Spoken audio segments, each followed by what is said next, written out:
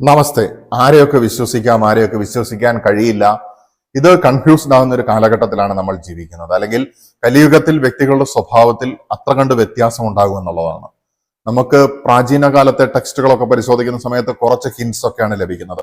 എന്നാൽ ഡീപ്പർ ലെവലിലേക്ക് പോകുമ്പോൾ വ്യക്തികളുടെ സ്വഭാവത്തിൽ ഉണ്ടാകുന്ന മാറ്റം, ഡാർക്ക് ട്രയാഡ് പേഴ്സണാലിറ്റി ടൈപ്പുകൾ പോലുള്ള അത്തരത്തിലുള്ള വ്യക്തിത്വങ്ങളുടെ വരവ് അല്ലെങ്കിൽ അവരുടെ പ്രവർത്തനങ്ങളൊക്കെ മറ്റുള്ളവർക്ക് ബുദ്ധിമുട്ടുണ്ടാവുകയും മനുഷ്യൻ വളരെയധികം സ്വാർത്ഥമതിയായിട്ട് മാറിക്കൊണ്ടിരിക്കുന്ന ഒരു അവസ്ഥയിലുമാണ് നമ്മൾ ഇന്ന് ജീവിക്കുന്നത്. പല ആളുകളും തങ്ങളെ മറ്റുള്ളവർ പറ്റിക്കുമോ എന്ന് പേടിച്ചിട്ട് അതിനു മുൻപ് മറ്റുള്ളവരെ പറ്റിക്കണം എന്നുള്ള ചിന്താഗതിയോടെ നീങ്ങിക്കൊണ്ടിരിക്കുന്നത് പോലെ നമുക്ക് ചില സമയത്ത് തോന്നാറുണ്ട്. എന്തു തന്നെയാണെങ്കിലും നമ്മളുടെ സുഹൃത്താണെങ്കിലും അല്ലെങ്കിൽ നമ്മളുടെ സഹപ്രവർത്തകനാണെങ്കിലും സഹപ്രവർത്തകയാണെങ്കിലും ഒക്കെ നമ്മളുടെ ജീവിതത്തിൽ നമുക്ക് വിശ്വസിക്കാമോ, കണ്ണടച്ചങ്ങ് വിശ്വസിക്കാനായിട്ട് സാധിക്കുമോ? അത്തരത്തിൽ നോക്കുന്ന സമയത്ത് സംശയാസ്പദമായിട്ടുള്ള ചില സ്വഭാവങ്ങൾ കാണിക്കുന്നതായിട്ടുള്ള ചില വ്യക്തിത്വങ്ങളെ കുറിച്ചാണ് ഇപ്പോൾ പറയുന്നത്.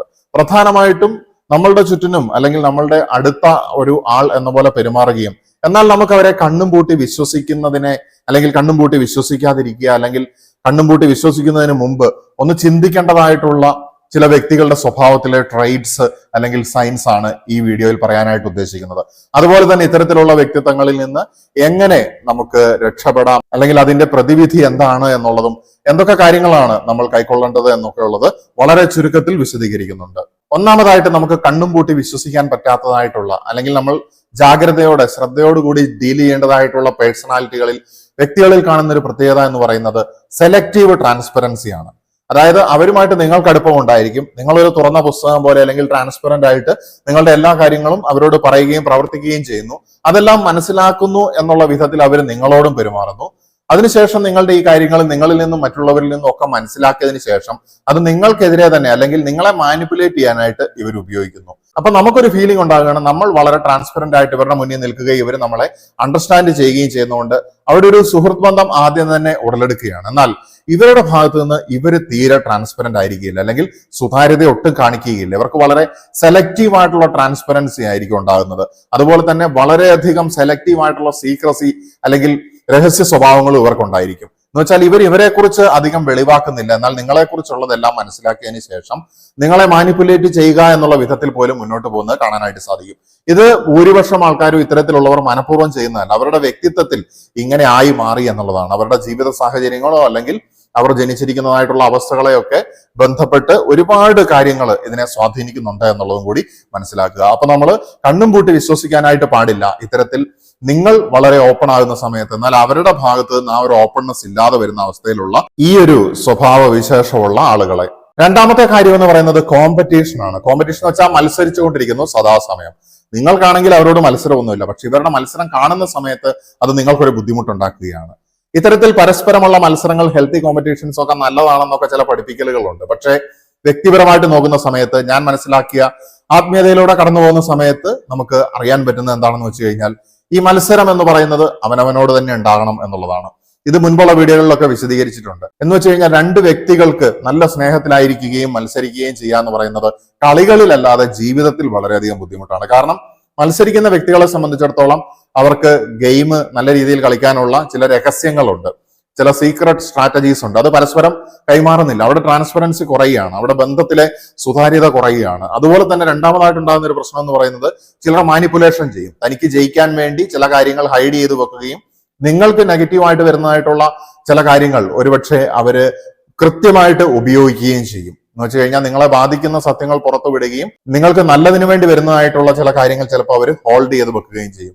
അപ്പൊ ഇത് ഈ കോമ്പറ്റീഷൻ മെന്റാലിറ്റിയുടെ ഒരു പ്രശ്നമാണ്. അതുപോലെ തന്നെ ഈ കോമ്പറ്റീഷനുള്ളിലുള്ള ആളുകളെ സംബന്ധിച്ചിടത്തോളം അവരുടെ പൊങ്ങച്ചം എന്ന് പറയുന്ന സംഗതി വളരെ ബുദ്ധിമുട്ടുണ്ടാക്കുന്ന ഒരു കാര്യമാണ്. അവര് ഓരോ കാര്യത്തിലും മത്സരബുദ്ധിയോടുകൂടി നിങ്ങളെ വീക്ഷിക്കുകയും അപ്പൊ നിങ്ങളെക്കാളും മേൽക്കോയ്മ അല്ലെങ്കിൽ നിങ്ങളുടെ മുന്നിൽ ഒരു ഇംപ്രഷൻ ഉണ്ടാക്കിയെടുക്കാനായിട്ട് പൊങ്ങച്ചം പറയുന്നതായിട്ടുള്ള സ്വഭാവം നമുക്ക് ഇവരിൽ കാണാനായിട്ട് സാധിക്കും. അതുകൊണ്ട് അൺഹെൽത്തി ആയിട്ടുള്ള ഇത്തരത്തിലുള്ള കോമ്പറ്റീഷൻ കാണിക്കുന്ന വ്യക്തികളിൽ നിന്ന് തെല്ലൊരു അകലം പാലിക്കുന്നതാണ് മാനസികാരോഗ്യത്തിന് അല്ലെങ്കിൽ നമ്മളോട് തന്നെയുള്ള നമ്മുടെ മത്സരം നമ്മളെ തന്നെ മെച്ചപ്പെടുത്തിക്കൊണ്ട് സെൽഫ് ഗ്രോത്തിലൂടെ നമുക്ക് മുന്നോട്ട് പോകാനായിട്ടും നമുക്ക് ഉപകരിക്കുന്നത് ഇത്തരത്തിൽ അകലം പാലിക്കുന്നത് തന്നെയാണ്. അടുത്തതായിട്ട് ഇത്തരത്തിലുള്ള നമുക്ക് കണ്ണുപൂട്ടി വിശ്വസിക്കാൻ പറ്റാത്തതായിട്ടുള്ള ഈ വ്യക്തികളുടെ ഒരു സ്വഭാവം എന്ന് പറയുന്നത് അവർ നമ്മളോട് പറയുന്നതൊന്ന് പ്രവർത്തിക്കുന്നത് വേറൊന്ന്. നമ്മളോട് ചില മൂല്യങ്ങളും തത്വങ്ങളും ആദർശങ്ങളും അല്ലെങ്കിൽ ചില വ്യക്തികളെ കുറിച്ചിട്ടുള്ള അവരുടെ നിലപാടുകളൊക്കെ പറയും. എന്നിട്ട് അവര് പ്രവർത്തിക്കുന്നത് നേരെ ഓപ്പോസിറ്റ് ആയിരിക്കും. ഈ മൂല്യത്തിനും തത്വങ്ങൾക്കും ആദർശത്തിനും ഒക്കെ ഓപ്പോസിറ്റ് ആയിട്ടായിരിക്കും പ്രവർത്തിക്കുന്നത്. നമ്മളോട് ഒരു വ്യക്തിയെക്കുറിച്ച് നെഗറ്റീവ് പറയും, എന്നിട്ട് ആ വ്യക്തിയിൽ നിന്ന് നമ്മളെ അകറ്റിയതിനു ശേഷം ഇവരെന്ത് ചെയ്യും? അവരുമായിട്ടുള്ള ബന്ധത്തിന് യാതൊരു കുഴപ്പമില്ലാതെ തുടർന്നു പോകുന്നത് നിങ്ങൾക്ക് കാണാനായിട്ട് സാധിക്കും. ഇതൊക്കെ ഒരു തരത്തിലുള്ള മാനിപ്പുലേഷൻ ആണ്. അറിഞ്ഞും അറിയാതെയും ചില ഉദ്ദേശങ്ങൾ ഉള്ളിൽ വെച്ചും അറിയാതെയും മനുഷ്യൻ ചെയ്യുന്നതായിട്ടുള്ള ചില നെഗറ്റീവായിട്ടുള്ള പ്രവൃത്തികളാണ് ഇതൊക്കെ. ഇത്തരത്തിലുള്ള സ്വഭാവങ്ങൾ കാണിക്കുന്ന വ്യക്തികളിൽ നിന്ന് അകന്നു നിൽക്കുക. കാരണം ഇവര് മറ്റുള്ളവരെ കുറിച്ചിട്ടുള്ള നമ്മളുടെ പെർസെപ്ഷനെ സ്വാധീനിക്കുന്ന രീതിയിൽ സംസാരിച്ചു കളയും. ഓരോ വ്യക്തികളെയും എപ്പോഴും ജഡ്ജ് ചെയ്ത് സംസാരിച്ചുകൊണ്ടിരിക്കും. അപ്പൊ നമ്മൾക്ക് ആളുകളെ കുറിച്ചിട്ടുള്ള നമ്മളുടെ പെർസെപ്ഷനെ ഇത് ഡിസ്റ്റോർഷൻ ഉണ്ടാക്കും എന്നുള്ളതാണ്, അല്ലെങ്കിൽ അതിനെ ഹിൻഡർ ചെയ്യും, തടസ്സപ്പെടുത്തും, അതിനെ ബാധിക്കും എന്നുള്ളതാണ്. അപ്പൊ നമുക്ക് വ്യക്തികളെ കുറിച്ച് നമ്മുടേതായിട്ടുള്ള ഒരു പെർസെപ്ഷൻ ഉണ്ടാക്കുന്നതാണ് എപ്പോഴും നല്ലത്. മറ്റുള്ളവർ അവരെ കുറിച്ച് അങ്ങനെ പറഞ്ഞു, ഇവരെ കുറിച്ച് ഇങ്ങനെ പറഞ്ഞു എന്നുള്ളതിനേക്കാൾ ഉപരിയായിട്ട് നമുക്ക് നമ്മുടെ പെർസെപ്ഷൻ, നമ്മുടെ പഞ്ചേന്ദ്രിയങ്ങളിൽ കൂടെയും നമ്മുടെ ബോധമണ്ഡലത്തിൽ കൂടെയും എങ്ങനെ നമുക്കൊരു വ്യക്തിയെ മനസ്സിലാക്കാനായിട്ട് സാധിക്കുന്നുണ്ട് എന്നുള്ളതാണ് പ്രധാനപ്പെട്ട വസ്തുത എന്ന് പറയുന്നത്. അങ്ങനെ ആയിരിക്കുന്ന സമയത്ത് പല വിഗ്രഹങ്ങൾ വീണുടയുകയും എന്നാൽ നമ്മൾ നെഗറ്റീവ് ആണെന്ന് വിചാരിച്ചിട്ടുള്ള റഫ് ഇൻഡിവിജ്വൽസ് ആണെന്ന് വിചാരിച്ചിട്ടുള്ള വ്യക്തികളൊക്കെ വളരെ നല്ല വ്യക്തിത്വങ്ങളാണെന്നുള്ളത് നമുക്ക് മനസ്സിലാവുകയും ചെയ്യും. ഇതൊക്കെ ജീവിതത്തിന്റെ അപൂർവ നിമിഷങ്ങളിൽ തെളിഞ്ഞു വരുന്ന ചില സത്യങ്ങളാണ്. ഇതൊക്കെ ചില വ്യക്തികളുടെ മാനിപ്പുലേഷന് വിധേയപ്പെട്ടുകൊണ്ട് നമ്മൾ കളഞ്ഞു കുളക്കേണ്ടതായിട്ടുള്ള കാര്യങ്ങളല്ല. കാരണം ഇതൊക്കെ വളരെ പ്രധാനപ്പെട്ട ആത്മാവിന്റെ പാഠങ്ങളാണ്. നമ്മുടെ പൂർവ്വജന്മത്തിലെയും ഈ ജന്മത്തിലെയും മനുഷ്യ ബന്ധങ്ങളെയൊക്കെ നല്ല രീതിയിൽ കൊണ്ടുപോകാനായിട്ട് നമ്മളെ സഹായിക്കുന്നതായിട്ടുള്ള ഒരു അവസ്ഥയും കൂടിയാണ് ഈ ഒരു അറിവ് എന്ന് പറയുന്നത്. അവസാനത്തെ പ്രത്യേകത ഞാൻ നേരത്തെ സൂചിപ്പിച്ചതുപോലെ തന്നെ അവരുടെ ആവശ്യങ്ങൾക്ക് വേണ്ടി നിങ്ങളെ മാനിപ്പുലേറ്റ് ചെയ്യും എന്നുള്ളതാണ്. നിങ്ങൾക്ക് മറ്റുള്ളവരെ കുറിച്ചിട്ടുള്ള വീക്ഷണത്തിനെ അവർ ഇൻഫ്ലുവൻസ് ചെയ്യുന്നു. നിങ്ങൾക്ക് ഓരോ സാഹചര്യങ്ങളിലുള്ള നിങ്ങളുടെ അവസ്ഥകളെ അവർ ഇൻഫ്ലുവൻസ് ചെയ്യുന്നു. നിങ്ങളുടെ പല കാര്യങ്ങളെയും നിങ്ങൾ പോലും അറിയാതെ ഇൻഫ്ലുവൻസ് ചെയ്യുകയും അല്ലെങ്കിൽ കോമ്പറ്റീഷൻ പോലുള്ള കാര്യങ്ങളിൽ കൂടെ അല്ലെങ്കിൽ സീക്രസി സ്വഭാവത്തിൽ കൂടെ ചില സമയത്ത് ഗോസിപ്പ് ഒക്കെ പറയുന്ന രീതിയിൽ പോലും ഇത്തരക്കാർ പോകാറുണ്ട്. ഇതിൽ കൂടെയൊക്കെ നിങ്ങളുടെ മനസമാധാനത്തിനെ ബാധിക്കുന്ന രീതിയിൽ അല്ലെങ്കിൽ നിങ്ങളുടെ പെർസെപ്ഷനെ പെർസെപ്ച്വൽ ഡിസ്റ്റോർഷൻ ഉണ്ടാക്കുന്ന രീതിയിൽ പ്രവർത്തിക്കുകയും എന്നിട്ട് അവർക്ക് വേണ്ട രീതിയിൽ നിങ്ങളെ മാനിപ്പുലേറ്റ് ചെയ്യുകയും ചെയ്യും എന്നുള്ളതാണ്. അപ്പൊ അവര് സെൽഫ് സെന്റേർഡ് ആണ്. നിങ്ങളെ എന്നല്ല, സമൂഹത്തിലെ ഏതൊരു വ്യക്തിയെയും അവർ ഇതുപോലെ തന്നെ ആയിരിക്കും കാണുന്നത്. നിങ്ങൾ ഒന്ന് മാറി നിന്ന് വീക്ഷിച്ചിട്ടുണ്ടെങ്കിൽ നിങ്ങൾക്ക് കാണാനായിട്ട് സാധിക്കും. അത്തരത്തിലുള്ള ഒരു ഫേക്ക് ആയിട്ടുള്ള പേഴ്സണെ വെച്ചുകൊണ്ട് ഇവര് ഇൻസെക്യൂരിറ്റി കാരണമാണ് ഇവർ ഇങ്ങനെ ഒരു വ്യക്തിത്വം വെക്കുന്നത്. ആ ഇൻസെക്യൂരിറ്റീനെ ഉലുകിക്കൊണ്ട് അവർ ജീവിതകാലം മുഴുവൻ ഉള്ളിൽ അഗ്നിപർവ്വതവും പുറമെ ഇങ്ങനെ ഫേക്ക് ആയിട്ടുള്ള ഒരു വെച്ചുകെട്ടലുമായിട്ട് വെള്ളയടിച്ച കുഴിമാടങ്ങളെ പോലെ ഇവർ ജീവിക്കേണ്ടതായിട്ട് വരികയാണ്. ഇവരൊന്ന് ഓപ്പൺ അപ്പ് ആയിട്ടുണ്ടെങ്കിൽ ഇവർക്ക് തീർച്ചയായിട്ടും ട്രാൻസ്പെറന്റ് ആയിട്ടുള്ള ഒതന്റിക് ആയിട്ടുള്ള ഒരു ലൈഫ് നയിക്കാനായിട്ട് സാധിക്കും. അവരുടെ പേഴ്സണാലിറ്റി പുറലോകത്തിന് കാണിച്ചു കൊടുക്കുകയാണെങ്കിൽ അവരുടെ റിസോഴ്സസ് അവർക്ക് കൊടുക്കാനും അവരുടെ ആത്മാവിനെ പരിപോഷിപ്പിക്കുന്നതായിട്ടുള്ള കാര്യങ്ങൾ ഈ ഭൗതിക ജീവിതത്തിൽ നിന്ന് ആക്വയർ ചെയ്തെടുക്കാനും സാധിക്കും. അപ്പൊ ഇതൊക്കെയാണ് പ്രത്യേകതകൾ. ഇനി ഇങ്ങനെയുള്ള വ്യക്തിത്വങ്ങളുമായിട്ട് ഇടപെടുന്ന സമയത്ത് നമുക്ക് എങ്ങനെയാണ് നമ്മുടെ മെന്റൽ ഹെൽത്ത് പ്രൊട്ടക്ട് ചെയ്യുന്ന രീതിയിൽ അല്ലെങ്കിൽ നമ്മുടെ വ്യക്തിത്വത്തിനെ സംരക്ഷിക്കുന്ന രീതിയിൽ നമുക്ക് എങ്ങനെയാണ് നിലകൊള്ളാനായിട്ട് സാധിക്കുക എന്നുള്ള കുറച്ച് കാര്യങ്ങൾ കൂടെ പറഞ്ഞുകൊണ്ട് ഈ വീഡിയോയുടെ സെക്കൻഡ് ഫേസിലേക്ക് കടക്കുകയാണ്. ഒന്നാമതായിട്ട് ശ്രദ്ധിക്കേണ്ട ഒരു കാര്യം എന്ന് പറയുന്നത് നമ്മൾ നമ്മുടെ ആവശ്യങ്ങൾ മനസ്സിലാക്കുക എന്നുള്ളതാണ്. നമ്മൾ സ്വാർത്ഥമതി ആകുക എന്നുള്ളതല്ല ഉദ്ദേശിക്കുന്നത്. നമുക്കറിയാം നമ്മുടെ ആത്മാവിനൊരു പർപ്പസ് ഉണ്ടെന്നുള്ളത്. അപ്പൊ അതിനെ സാറ്റിസ്ഫൈ ചെയ്യുന്ന രീതിയിലുള്ള കാര്യങ്ങൾ എന്തൊക്കെയാണ് ഞാൻ ചെയ്യേണ്ടത്, അങ്ങനെ നമ്മളെ തന്നെ ഒന്ന് കെയർ ചെയ്യുക എന്നുള്ളതാണ്. നമ്മുടെ ഉള്ളിൽ ഒരു കൊച്ചുകുട്ടിയെ പോലെ എപ്പോഴും നമ്മുടെ ആത്മാവ് നിലകൊള്ളുന്നുണ്ട്. ഈ ആത്മാവിന് കെയർ കൊടുക്കുന്ന സമയത്ത് ആത്മാവ് നമ്മളോട് ദൈവികമായിട്ടുള്ള രീതിയിൽ സംവദിക്കും എന്നുള്ളതാണ്. അങ്ങനെ നമ്മൾ നമ്മളെ തന്നെ കെയർ ചെയ്യുന്ന സമയത്ത് നമ്മുടെ ആവശ്യങ്ങൾ എന്തൊക്കെയാണ് എന്നുള്ളത് പരിഗണിക്കുന്ന സമയത്ത് തീർച്ചയായിട്ടും നമുക്ക് നമ്മളിലേക്ക് തന്നെ ഒന്ന് എർത്ത് ചെയ്യാനായിട്ട് സാധിക്കും. കാരണം ഈ വ്യക്തികളുടെ ഇൻഫ്ലുവൻസ് മൂലം നമ്മളിൽ തന്നെ ഉണ്ടായിരുന്ന നമ്മുടെ ശ്രദ്ധയൊക്കെ മാറി ഫുൾ ഡിസ്ട്രാക്റ്റഡ് ആയിട്ട് പോയിട്ടുണ്ടായിരുന്നു. പക്ഷെ നമ്മൾ അതിനെ തിരിച്ചു പിടിക്കാനായിട്ട് നമ്മളൊന്ന് ഉള്ളിലേക്ക് തിരിഞ്ഞു നോക്കുകയാണ്, ഒന്ന് ഇൻട്രോസ്പെക്ട് ചെയ്യുകയാണ്, ഒന്ന് സെൽഫ് റിഫ്ലക്ഷൻ ചെയ്യുകയാണ്.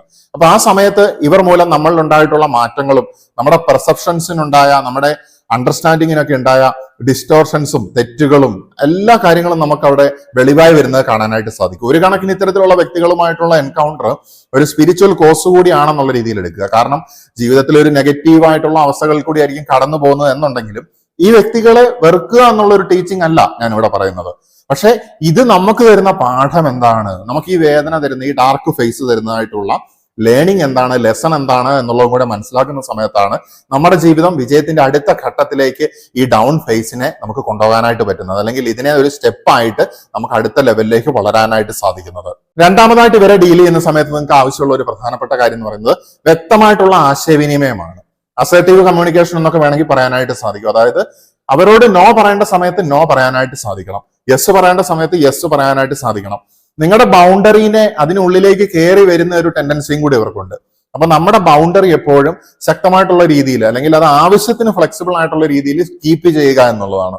ഏതെങ്കിലും വ്യക്തികളെ അകറ്റി നിർത്തുന്ന റിജിഡ് ആയിട്ടുള്ള ഒരു പേഴ്സണാലിറ്റി ആവണം എന്നല്ല ഞാനിവിടെ പറയുന്നത്. ലൈൻസിന് ബിറ്റ്വീൻ റീഡ് ചെയ്യുന്ന സമയത്ത് അതിന്റെ അന്തസത്ത തീർച്ചയായിട്ടും അത് മനസ്സിലാക്കേണ്ടവർക്ക് ഗ്രഹിക്കാൻ സാധിക്കും എന്നും കൂടി ഓർമ്മിപ്പിക്കുകയാണ്.